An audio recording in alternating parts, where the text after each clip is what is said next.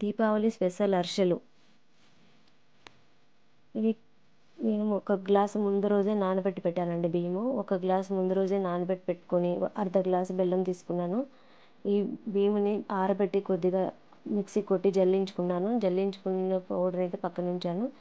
పక్కన పెట్టుకున్న తర్వాత బెల్లం అయితే వాటర్ వేసి కరిగించుకున్నాను. ఇలా కరిగించేసి అలా వడపోసుకొనేసి మరి పాకం వచ్చేలాగా కాగబెట్టుకొని తర్వాత అందులోకి కొద్దిగా ఏలక్కి పొడి, కొద్దిగా కొబ్బరి, నువ్వులు వేసుకొని కలుపుకున్నామంటే చాలా రుచికరమైన కజ్జాలు అయితే రెడీ అవుతాయండి. ఇలా కొట్టుకున్న పిండిని అయితే ఇలా వేసి కలుపుకున్నాను. కలిపేసుకొని కొద్దిసేపు అయితే పక్కన ఉంచాను అనమాట. చల్లారే వరకు పెట్టేసి పక్కన తర్వాత మనం ఒక కడాయి పెట్టి ఆయిల్ వేసుకొని డీప్ ఫ్రై చేసేటప్పుడు అయితే మాత్రం మనకి ఎవరిదైనా ఒకరిదే ఇద్దరు హెల్ప్ అయితే కావాలండి. ఈ చేసేదంతా ఎవరైనా ఒకరే అయినా చేయొచ్చు. కాకపోతే డీప్ ఫ్రై చేసేటప్పుడు మాత్రం ఇద్దరు అయితే పక్కాగా మనకి హెల్ప్ అయితే ఉండాలి. ఎందుకంటే ఆయిల్లో వేసిన తక్షణమే మాడిపోయే ఛాన్సెస్ ఎక్కువ ఉంటాయన్నమాట కజ్జాలు చేసేటప్పుడు.